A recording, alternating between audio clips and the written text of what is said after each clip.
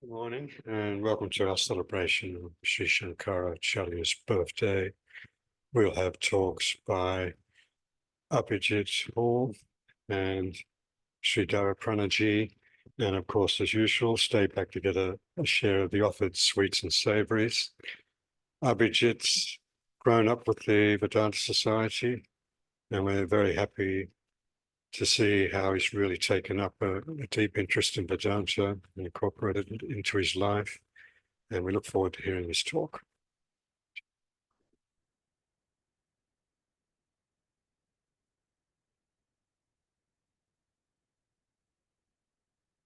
Thank you, Robert, for those very kind words. Thank you, Mataji, for giving me the opportunity to deliver a speech on the auspicious the celebration of Adi Shankaracharya's birthday. And good morning, all. Adi Shankaracharya is the most significant figure in helping make the Hindu religion more comprehensible and accessible to the global community in current times. His development of the Advaita Vedanta philosophy in a remarkable 32-year lifetime is the cornerstone of the Ramakrishna order and for some of the most significant progresses made to date from a humanitarian perspective. Today, I'll speak on three themes. The first, non-duality. The second, the unification of societies. And the third, moment of courage. However, these themes will cut across Adi Shankaracharya, how his influences sowed the seeds of the Ramakrishna order, and also the direct applications of his teachings by a soul who was not part of a monastic order, but was one of the most significant in the history of humanity, Mahatma Gandhi. Adi Shankaracharya's Advaita Vedanta philosophy, at a high level, is the culmination of the Vedas, concluding that what is within us and around us are one and the same. That is, Atman and Brahman are equivalent or non-dual. His prescription of following Advaita Vedanta was primarily through regular spiritual practices and the application of Jnana Yoga, or the path of knowledge, to attain liberation. Ultimately, one in a non-dual state transcends dualities such as good and evil, unreal and real, pleasure and pain, life and death, darkness and light. The Ramakrishna order is, in effect, part of the Advaita Vedanta lineage. As many of you may know, Sri Ramakrishna's guru, Totapuri, was part of the Puri order established by Adi Shankaracharya. Embedded within the Ramakrishna order is the idea of all existence in a single divine reality. Like Adi Shankaracharya, the Ramakrishna order prescribes spiritual practices with particular emphasis on japa, or repeating God's name via mantra, and meditation in order to move spiritually forward. However, the Ramakrishna order does extend Adi Shankaracharya's application of Jnana Yoga by proving the following of Bhakti Yoga, or the path of devotion, Raja Yoga, path of meditation, and Karma Yoga, the path of work, can also lead to spiritual liberation. The Ramakrishna order's core hallmark is Vijnani Vedanta, which is one attaining the highest spiritual knowledge, then also comes down to continue serving the world. This is reflected in the order's motto, Atmana Mokshatram Jagat Hitayacha, or for one's for one's own liberation and the welfare of the world. Mahatma Gandhi's well-covered life and accomplishments were underpinned by Advaita Vedanta. Mahatma Gandhi was heavily influenced by the Bhagavad Gita, which emphasizes the presence of the same divinity in all beings. Gandhi had declared truth is God and conceived the concept of satyagraha, which literally means truth force. It can be described as a silent force, a soul force, pursuing fervently for the truth. With the underlying principle of recognizing universal oneness being behind satyagraha, the key means of driving it was non-violence. Mahatma Gandhi's satyagraha movement began with his impromptu speech in Johannesburg, "Victory is ours." Maybe at that time it may have seemed impromptu to Mahatma Gandhi, but I'm not sure how impromptu it was, given it was delivered on the 11th of September, 1906. It started with, quote, "We all believe in one and the same God." And he asked the crowd of the 3,000 there to, quote, "pledge themselves to resistance in a non-violent manner against the racist laws in South Africa oppressing Indians at the time, making them carry registration cards and having them to be fingerprinted." On the theme of unifying societies, Adi Shankaracharya successfully undertook the mission of unifying Hindu practices and preserve Vedic knowledge at a time when India was fragmented with many different sects worshipping their own deities and practicing their own rituals. He gained more credibility by thoroughly debating and disproving the dual ideas coming out of various philosophies, proving successfully the superiority of Advaita Vedanta. At least one such debater, Mandana Mishra, had become a disciple of Adi Shankaracharya after his debate with him. Adi Shankaracharya rejected some of the ideas of Buddhism, which was well spread at the time in India. These included the transient nature of the self and that reality was empty. However, he did adopt Buddhist practices of meditation and ethical behavior, showing that he had an open mind. This helped further the growth of Hinduism in India, underpinned with the ideas of Advaita Vedanta. One moment which really transformed Adi Shankaracharya's views on the equal treatment of everyone in society was his famous encounter with a Chandala, or outcast, at Varanasi. Asking him to move out of his way whilst walking due to his lower caste status, the Chandala replied back to Adi Shankaracharya saying, "Are you asking my body to move or my soul? If the soul is one and indivisible, how can there be any difference between us?" Transforming Adi Shankaracharya's views at that moment, Adi Shankaracharya reaffirmed we are all one and caste and status are all illusions. Another way Adi Shankaracharya unified society at the time was reviving and standardizing Vedic rituals and practices, which had become neglected or distorted over time. He composed several hymns and prayers dedicated to various deities. Adi Shankaracharya had gone across India for this mission, opening 4 monastic centers, or chardham, in each direction of the nation. Jyotirmath in the north, Sringeri in the south, Puri in the east, and Dwarka in the west.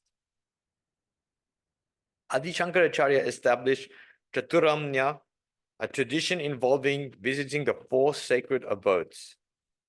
These pilgrimages facilitated a common, unified identity being formed amongst Hindus. Sri Ramakrishna told everyone to see each other as God, believing that if one loves God, one would see God in all people. This is a major driver in the Ramakrishna order to help unify society. Over time, the service of the Ramakrishna order have had a global impact. Through Swami Vivekananda, Hinduism was introduced to the world, proclaimed by his well-known speech, excuse me, The Hindu Religion, at the Parliament of World Religions in Chicago on the 11th of September, 1893. The Ramakrishna order recognizes all religions as true. As many of us are aware here, Sri Ramakrishna undertook several sadhanas, experiencing other non-Hindu religions such as Christianity and Islam. It has promoted equal footing for women, with the teachings and love of Sri Sharada Devi being the main anchor, as well as having several upliftment programs. The Ramakrishna order has both monks and nuns wings, with centers all around the world, bringing many people of different races and faiths together in harmony via lectures, retreats,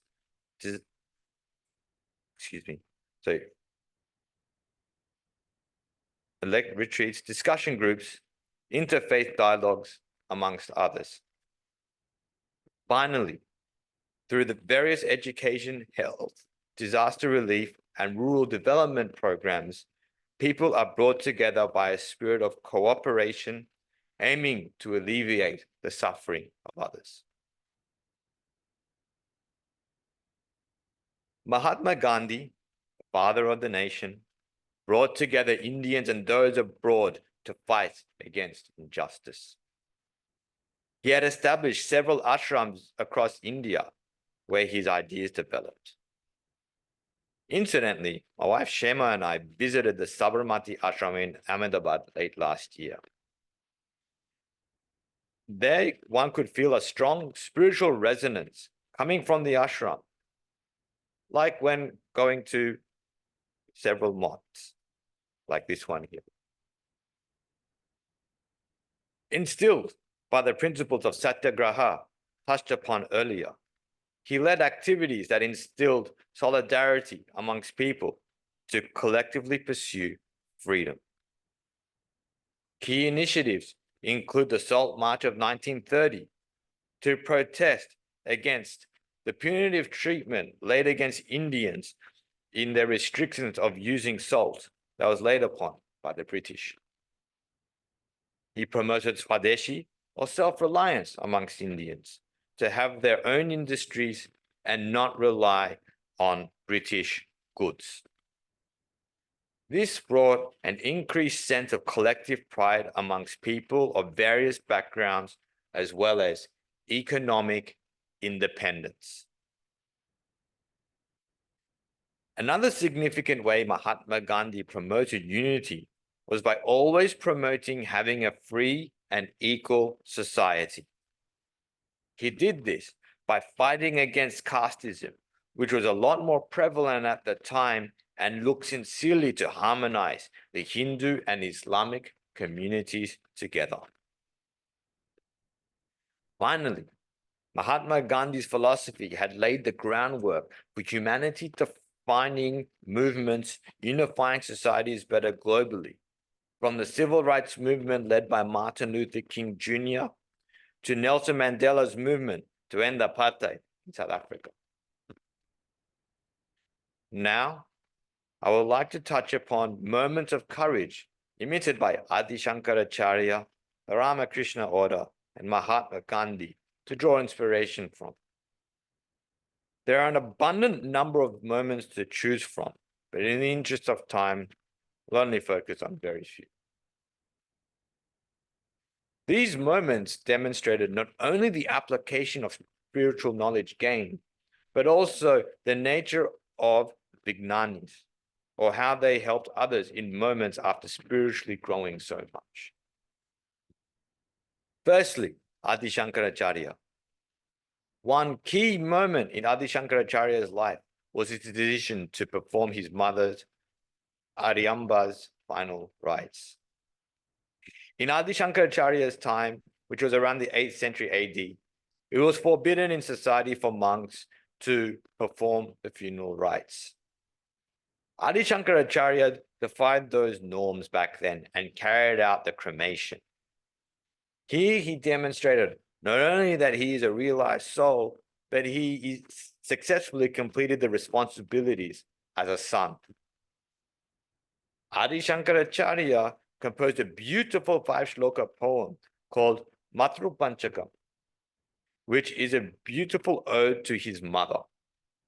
I'd like to read out the first shloka that demonstrates the deep humility and gratitude Adi Shankaracharya had.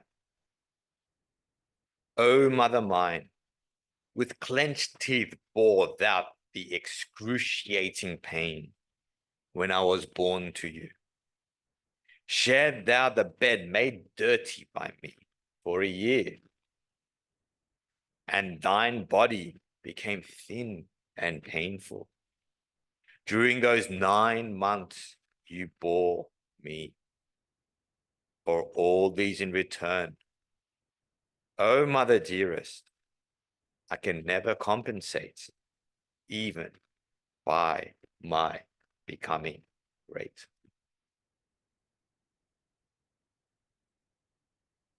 In regards to the Ramakrishna order, I'd just like to pick up Swamiji's first travels to the United States in 1893.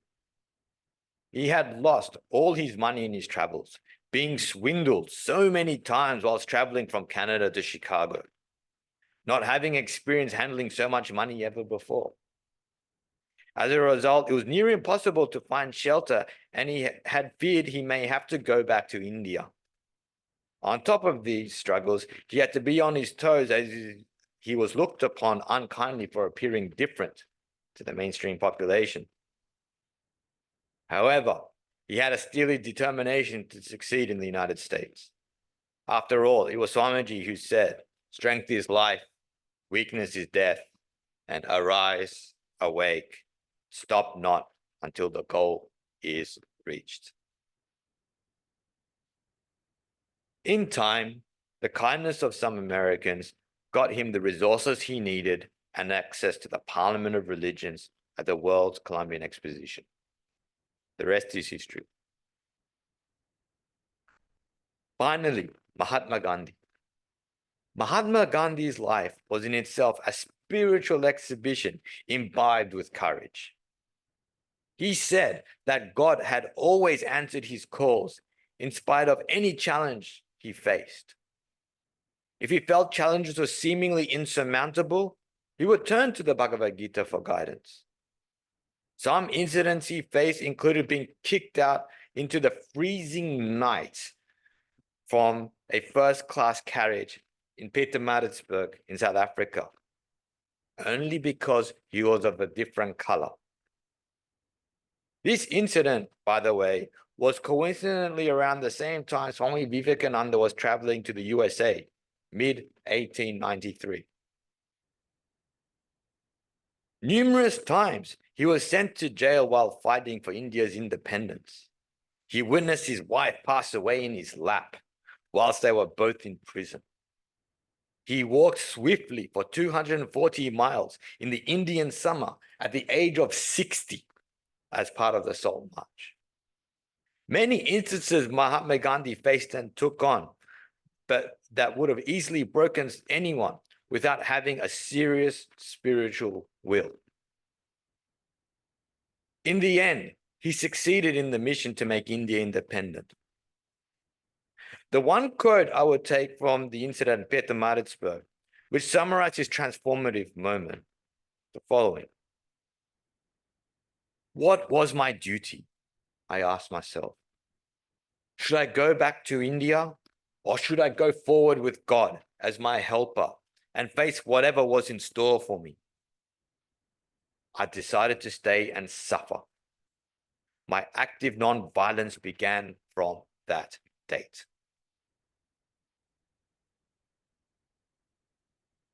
In summary, the seeds of Advaita Vedanta Adi Shankaracharya laid around 1,300 years ago in his short 32-year bodily existence has led to the fundamental progress in society.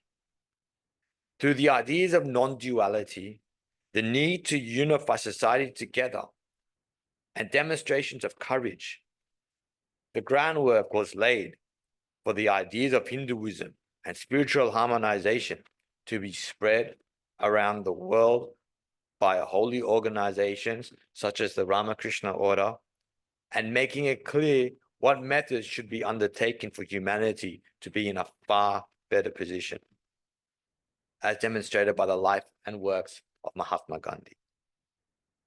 Fundamentally, they all believe all existence is a single divine reality, and any soul can aspire to the highest level of self-development, which we all are either or should be drawing great inspiration from.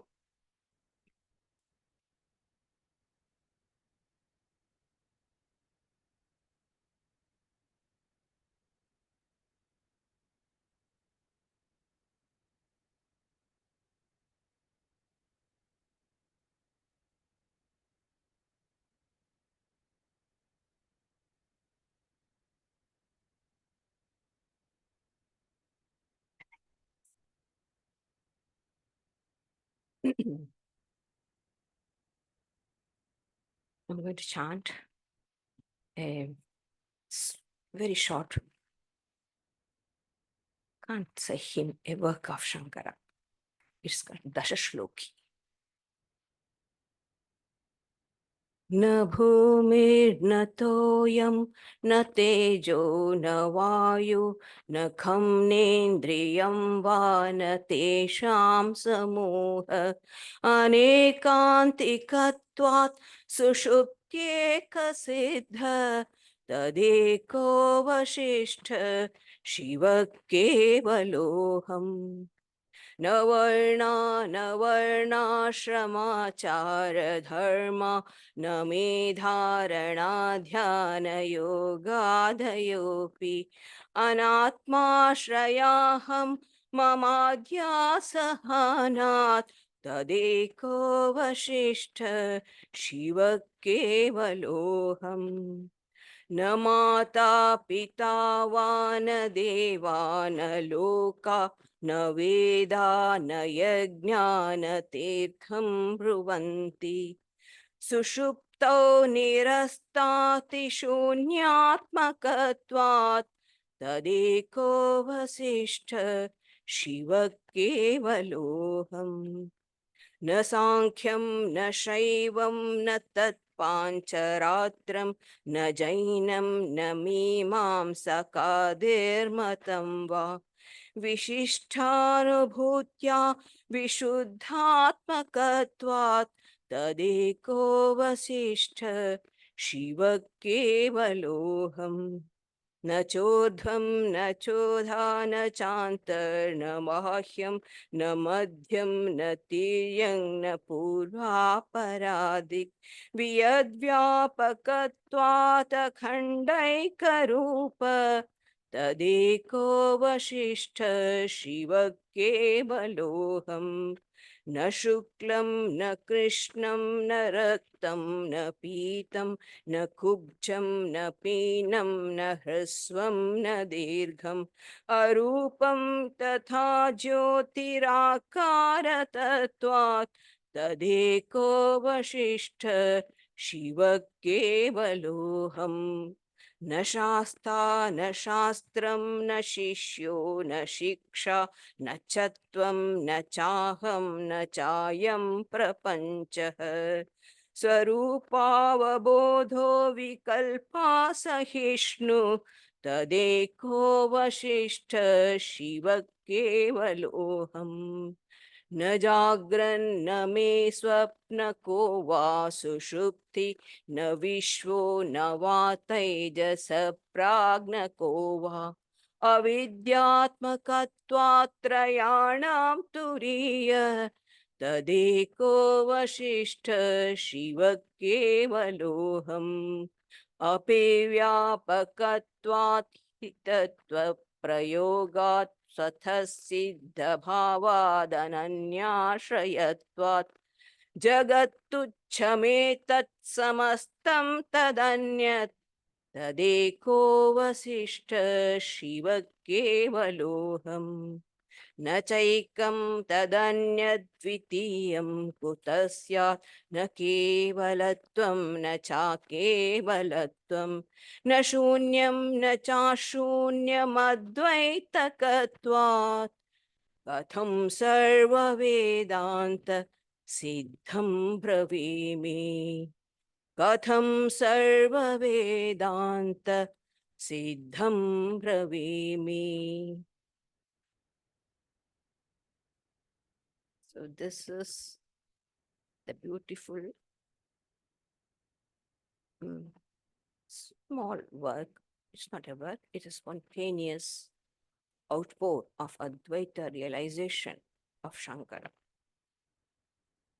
I think a beautiful incident associated with it. Just quickly, I go through the life. Shankaracharya was born on Shukla Panchami, Vaishaka Shukla Panchami, in Kaladi, to the parents Shivaguru and Aryamba.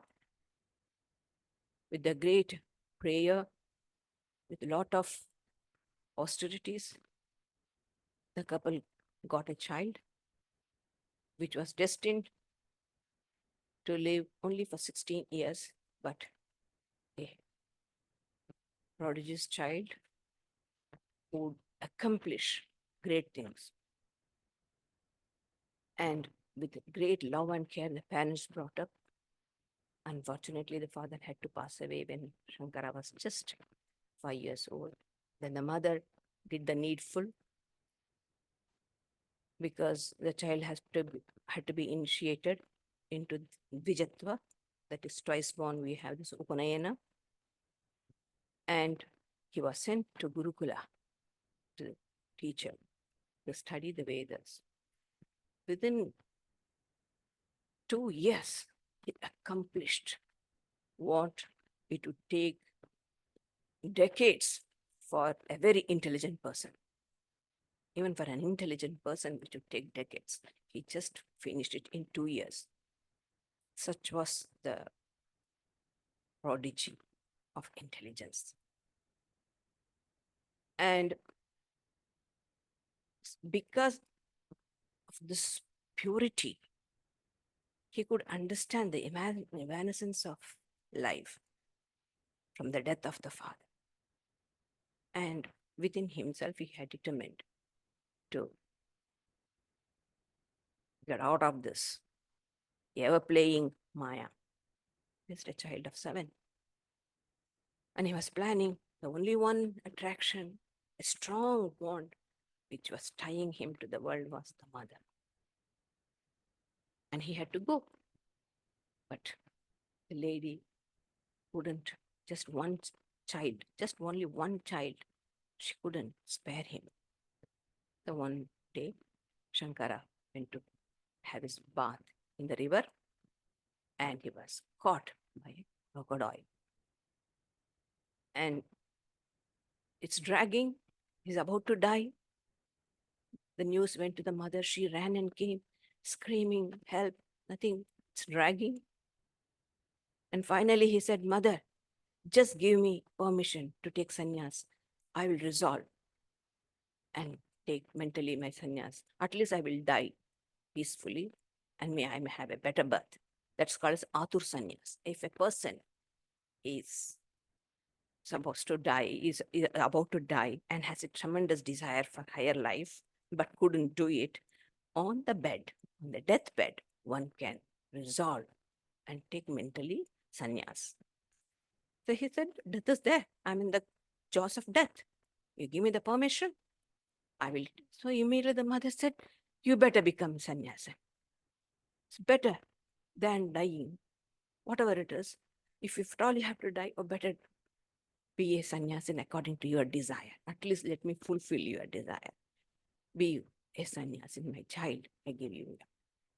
And immediately Shankara mentally took sannyas and the crocodile vanished.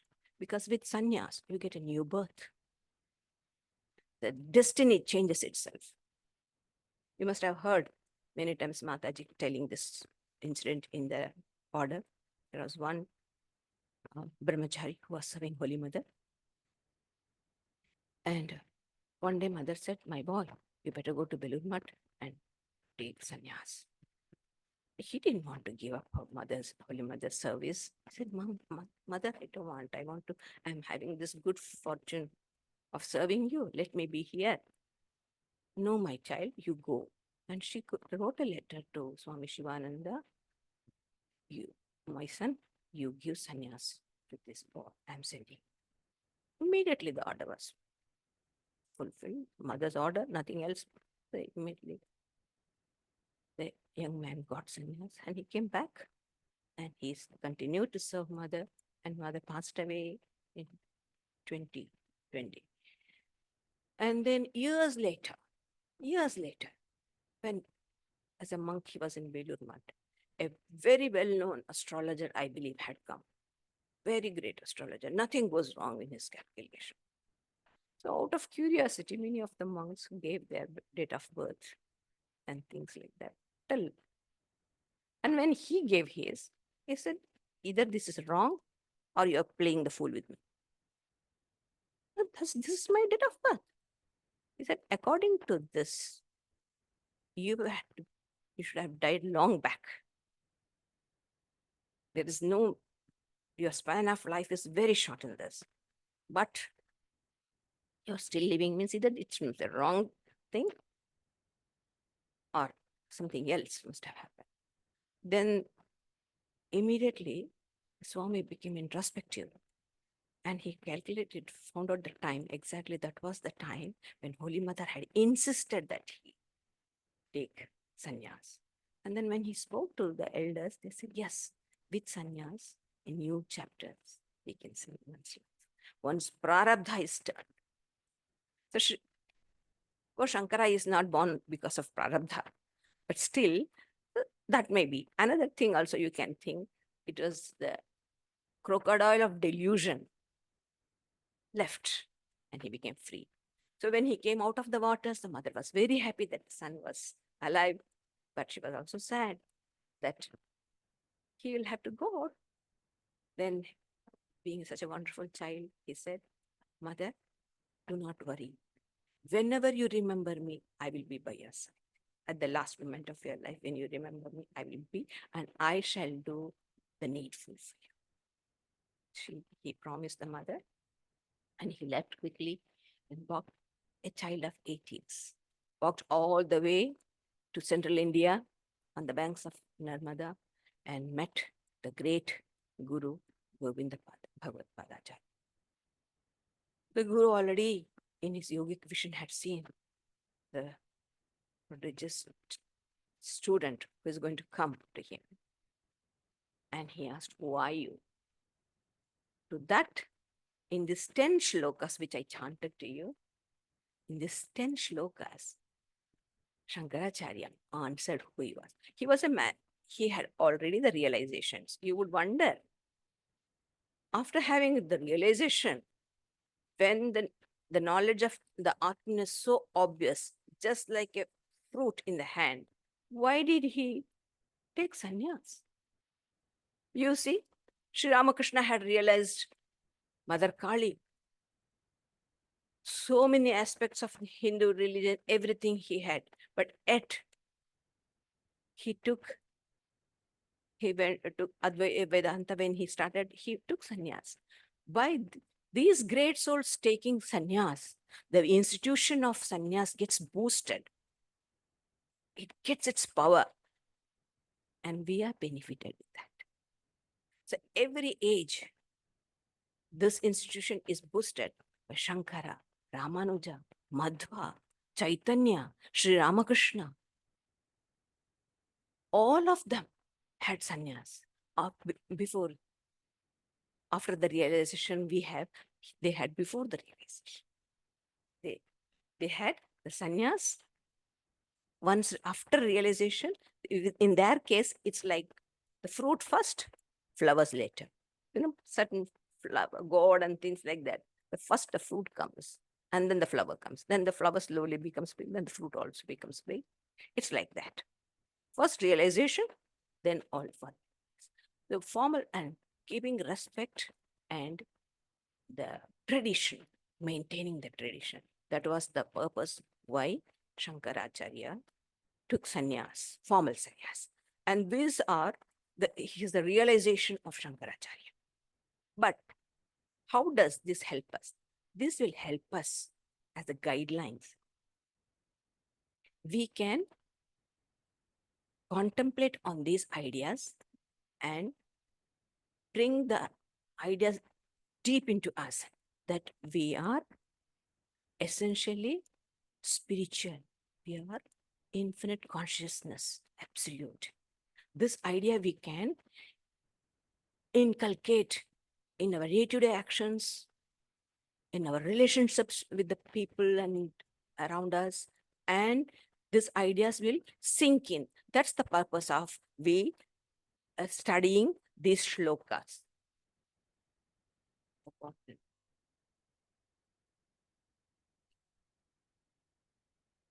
So the first shloka says, I'm just reading the English because I had chanted in Sanskrit. I don't have to. The first shloka says, I am not the earth, nor water, neither fire, nor air.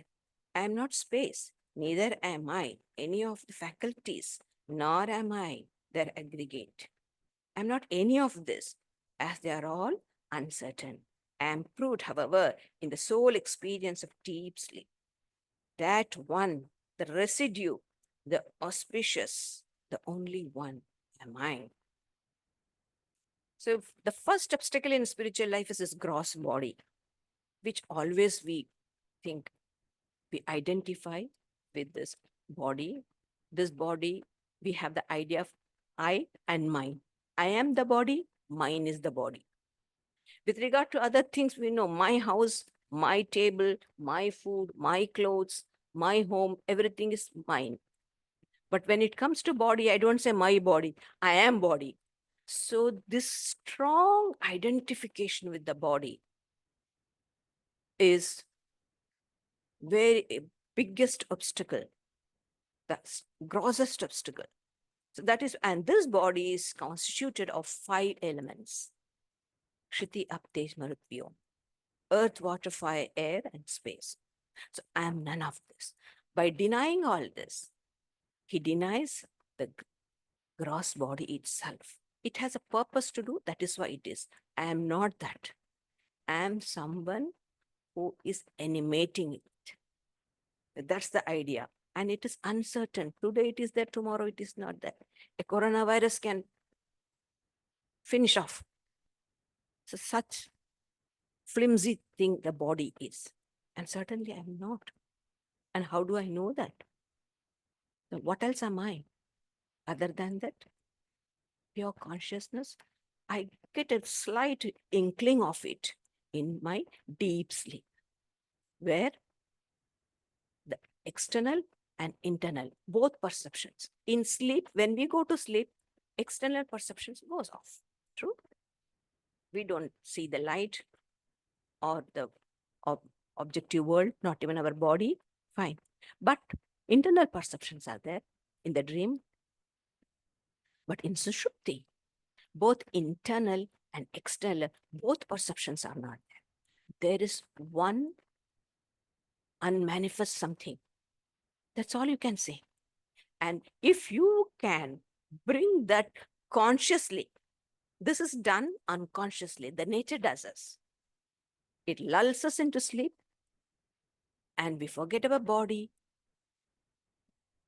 We revel in the memories of the mind, but after some time, the mind also sinks in. And there is one infinite consciousness is there. So every day we come into touch with this. Because we come into touch with this, our whole body mind gets rejuvenated, whether we are aware of it or not. But since it is done unconsciously, the ignorance is there. So when we come back, we are the same fools what we had been before going to sleep. There's no transformation of consciousness in it because it is habitually done, unconsciously done. It's done by nature. But when I do it consciously, that is, I remove all the samskaras and memories through meditation. I bring only one samskara, only one vritti, only one ideology. That is, aham brahma virtaika gamyam turiyam. I am Brahman. That's the only vritti, the wave in the mind. It's there. And that brings realization. That is conscious effort, struggle to calm down, just not calm down, eradication, removal of all the samskaras, pulling out the weeds and making the ground fertile without any weeds or stones, pebbles, nothing, and solid ground to put the seed of Advaita. Aham Brahmasmi. And then we go. So when I negate all this, what is left? The residue, the shesha, tadeka avashishta. What is left? That am I. And the next, he says, the castes are not for me, nor the observances and duties. I'm sorry. The thing is very simple, and not the stages of life. Even the studying of the mind, concentration, self-communion, and other courses are not for me. For the mistaken sense of I and mine, which rests on the non-self, have been abandoned. That one, the residue, the auspicious, the alone am I. The caste belongs to the body, a Brahmin body, a Kshatriya body, a Vaishya body, a Shudra. Caste belongs to the body and mind, not to the self, the pure consciousness that I am. And Varna, and Ashrama. Ashrama is Brahmachari, the student, the householder, the ascetic, and the renunciate. Brahmacharya, Garhastha, Vanaprastha, Sannyas. These also is for the mind. It's the mind that becomes. But the self is always one and undivided. These are not for me. And he goes to the extent of saying, even the studying of the mind, because I'm not the mind. What am I studying about? When I'm not the mind, what does it matter? But don't confuse it. This is Siddhavastha. This is a man of realization. So you say, there's no need for me to study the mind. Let me do whatever I want. We will be anchored down to the earth, to the ocean of samsara. This is man of real. But when you start practicing meditation and studying the mind, when the mind becomes a little bit settled, we did not take pride in ourselves. Because what are you taking pride in yourself in your meditations? You are not mind at all. What does it matter? So that will humble us. The ego of sadhana is very great. In Brahmanand Maharaj's life, there was one brahmachari who was very much devoted to spiritual practices, very good. And somehow Brahmananda Maharaj kept him away. And he was supposed to get sannyas. The Swami didn't. He didn't give. Because this young man had this strong ego. Look at those brahmacharis going and playing, going around always having fun. I am one who always meditate. So this ego of meditation, ego of sadhana. Are you're doing the sadhanas to eradicate your ego, but your ego is becoming big day by day. So it's contradictory. So it doesn't. So that is why that's another help for us. He did it because he knows that he's not the mind. But for us, we didn't have to take pride in our sadhana. And then, because why we do all this? Because we have got this, as I told you, the strong notion that I and mine with regard to the body. I am the body, mine is the body. This is the strong attachment we have. But here, he has transcended it because of this one realization. And we are Prakritistha. He is Atmastha. Difference, do you know? We are established in Prakriti. And so we are bound. But he is Atmastha, is established, Brahmastha, established in Brahman. Hence, no body, no mind. That is why this assertion. Next. So same with this. There is no mother, nor father, no gods, nor regions of experience, no scriptures, no sacrificial rites, not sites, no sacred place. So say the sages. For in the state of deep sleep, all these are negative. And that state is completely devoid of the object of perception. That one, the residue, the auspicious, the alone am I. See, mother and father belong to whom? To the body. It's the body has come out of parents. But the one infinite consciousness is always there. It's birthless, it's deathless. To whom can it attribute parenthood? No. There's no parents for it.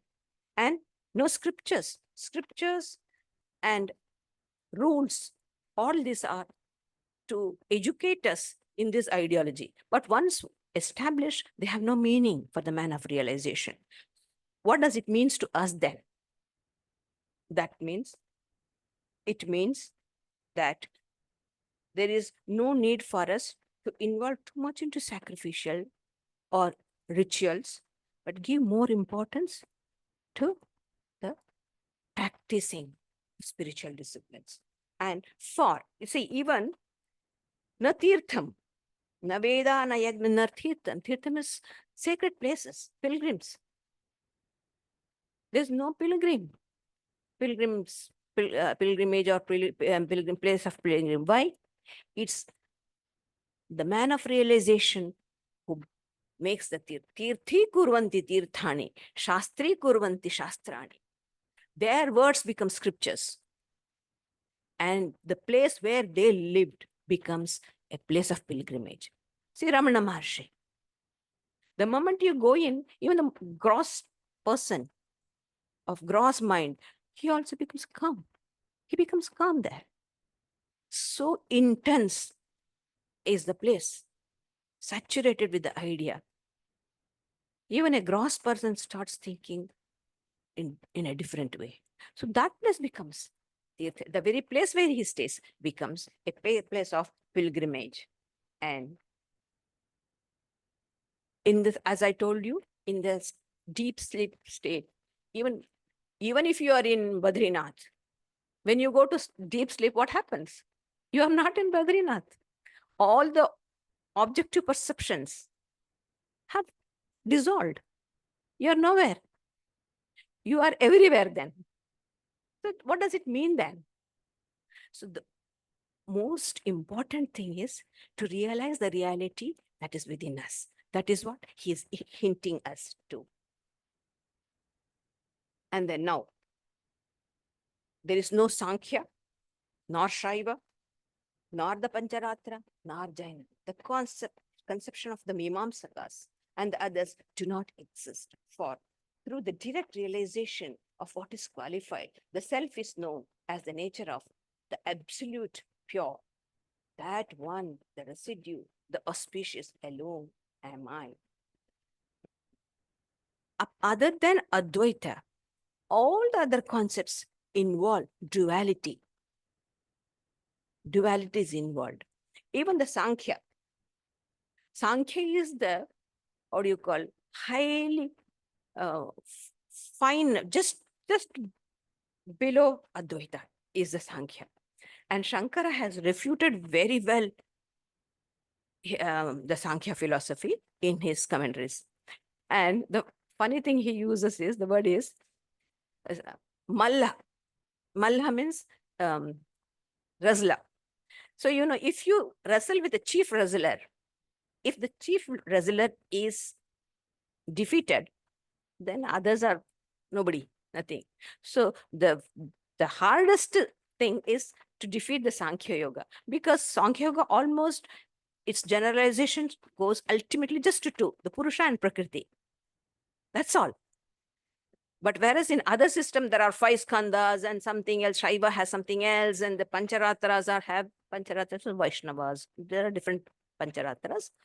So all that. So all the scriptures involve duality. Advaita alone gives you infinite life, infinite existence, infinite joy. Because you are infinite means infinite is infinite. You are infinite, I am infinite. Because there is no parts in infinite. Whether you know it or not, you are infinite. And you are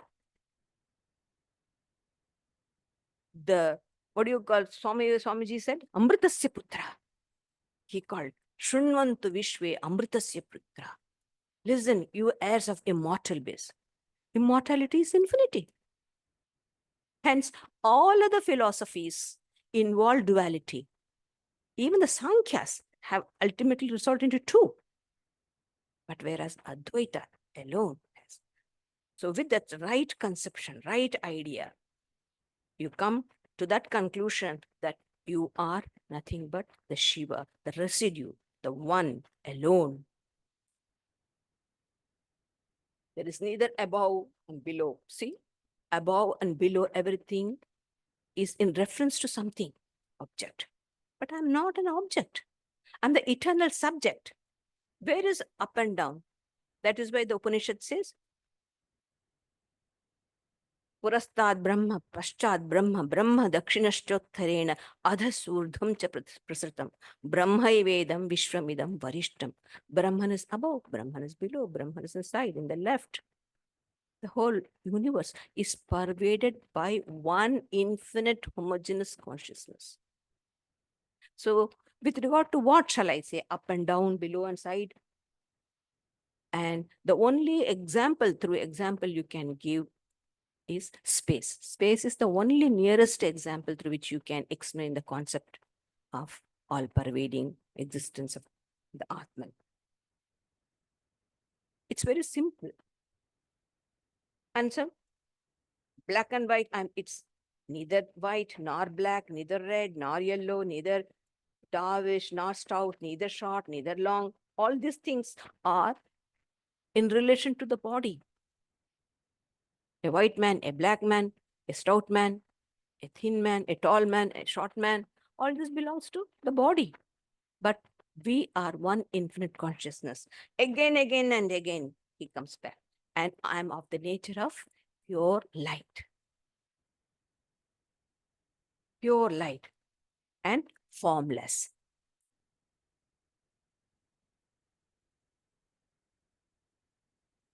So there is no rule, nor a ruler, nor rule.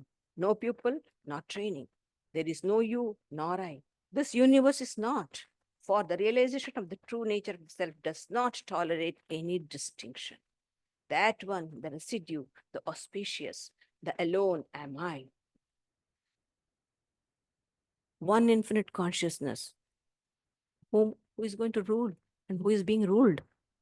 Who is the teacher? Who is the taught? Swami Brahmananda used to say, sometimes it becomes so difficult for me, he used to say. My mind is in such a state. I see the oneness so much. I find it hard to tell anything. Because I'm seeing one infinite consciousness, pure, perfect being right in front of me. My mind is in such a state of mind that I don't see any imperfections, no two, one infinite thing.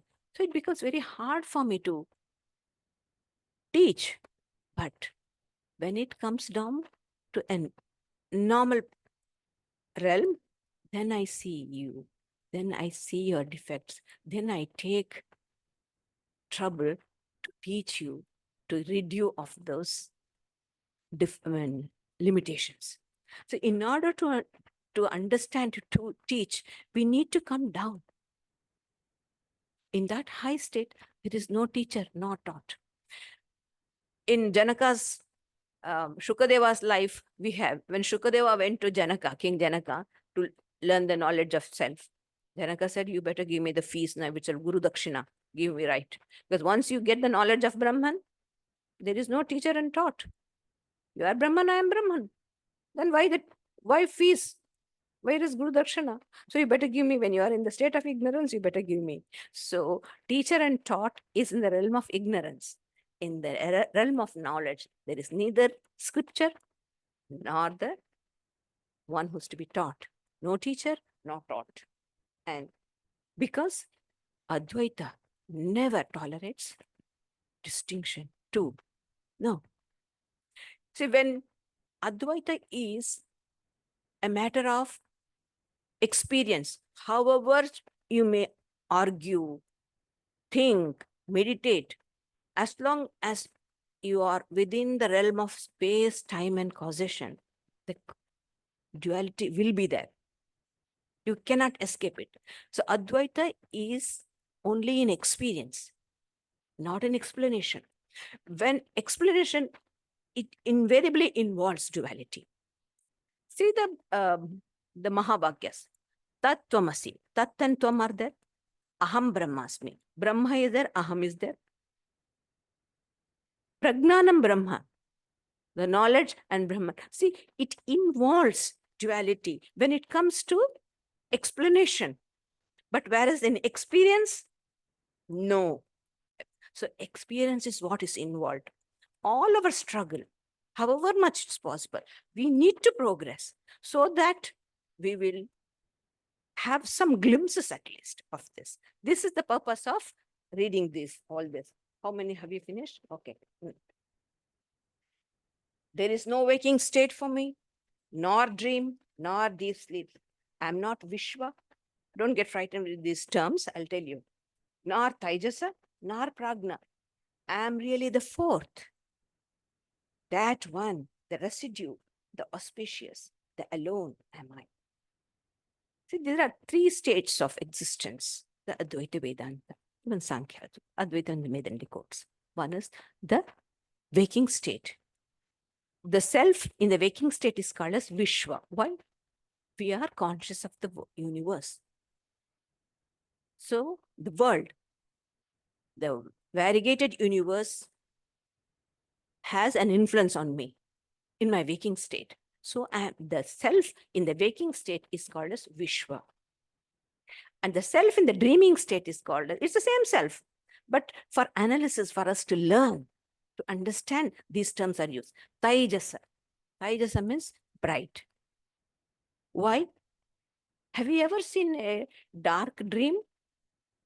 No. Dream is always lit with light. We are never in darkness in dream. Even darkness, if you are going to a dingiest cave, who lights up the dinginess? Who lights it up? It's the Atman, which is self-effulgent. So that is why the self in the dreaming state is called as Taijasa, because it's of the light. All our dream, you have turned off the light. The dream is bright.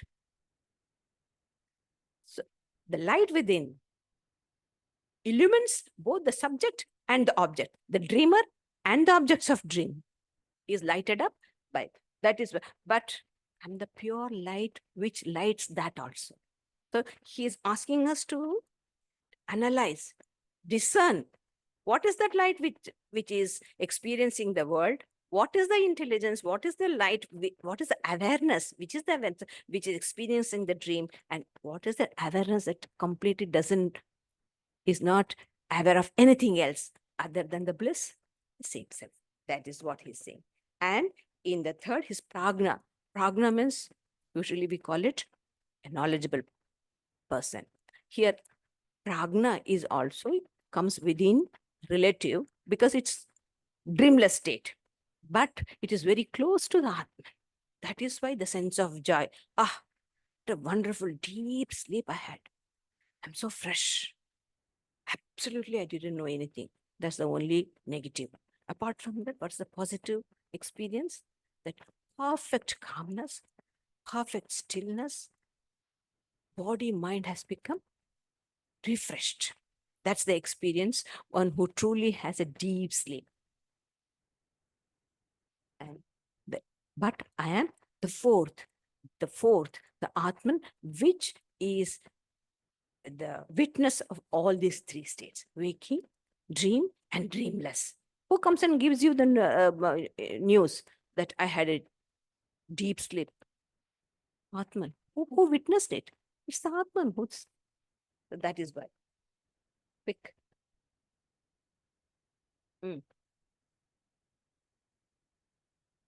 All this universe, which is other than the self, is worthless, having no existence of its own. For it is well known that the self is all pervasive, recognized as the reality, and that is that its existence is self-proven and does not depend on anything else. The sun is there. We don't take a torch or a light and go and see the sun. We don't need a light. In the same, all pervading consciousness, the awareness, which is imparting knowledge and awareness to the whole universe. In its light, we see everything. In its consciousness, we are conscious. Sri Ramakrishna is Jar Chaitanya, Jagat Chaitanya, in whose consciousness the world is conscious. That the what? Hence, the world has no existence apart from the. What happens to you, to the world when you are in deep sleep? Where did it go? See, every day the world goes to dissolution. The world goes into dissolution. What is the proof of the world? I am the proof. If I am not there, what's the proof? If I'm dead, whether the world exists or not, who knows? So I am the proof that the world exists. When I went into deep sleep, the world was not there. It didn't exist at all. So as far as I am concerned, it doesn't exist. I'm not worried about what your experience is. If my experience is the proof. Hence, if the Atman is not there, the world, it's not tenable. The world doesn't exist. The consciousness is the one which is holding. Niradhara swarupoham sarvadharohamevacha. I have no adhar. Nothing can hold me. I hold everything. Nothing holds me. I am one infinite existence. What can hold? Infinite alone can hold infinite, isn't it? So, but I am the adhara, the support of everything. So that is what it means. That I am that one residue, the auspicious, the alone am I. This generalization is still difficult. It is not one. How can there be a second distinct from it? Because one implies two. One implies. So you could have said, instead of Advaita, they could have said Ekatva. No. Why did they say Advaita? One without the second, thereby completely denying that there is nothing other than one infinite existence, and that thou art. And aloneness cannot be attributed to it, nor even not aloneness. See, all this is for the sake of explanation, for the sake of understanding. As I told you, pure experience is what counts. When it does not admit the secondity, in what manner can I speak about it? See, speech fails. Sri Ramakrishna once wanted to explain to his disciples, I'll tell you today everything. I'm not going to hide anything. I'm going to disclose everything. You know what happens when you sit for the meditation, when you start from one realm to stage to the other, you have got the different states of mind. He used to go till the last end of relativity. That the mind would merge. Again, he would say, I'm sorry, let me try. Again, he would start explaining.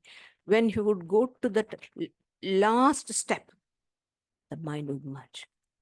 Then, and if 3 times, 4 times he tried, and at last, almost in tears, he said, I'm so sorry. I want to tell you, but the mother doesn't allow me to tell. Then Sharat Maharaj, who wrote the book, he said, we never knew. We were wondering what a naughty girl this mother is.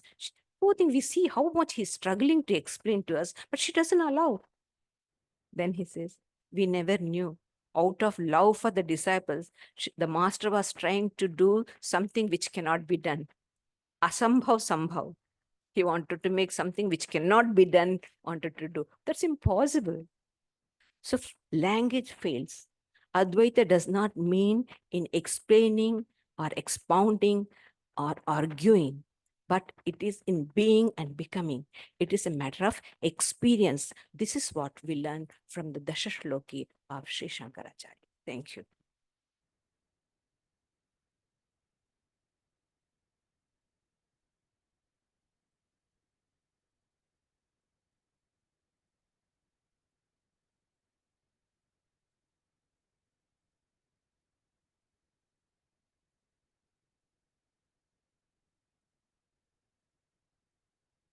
So just to remind you about what's coming up, tonight there'll be the monthly Gita class by Microsoft Teams that's conducted by Gayatri Banerjee. You're always welcome to join in with that. We've got the yoga class on Thursday from 10 to 11:15 a.m. Next Friday, we have the spiritual evening discussion led by Gayatri Banerjee. Next Sunday, we celebrate the birthday of the Buddha, and there'll be talks by Fred Schneering and Gayatri Banerjee.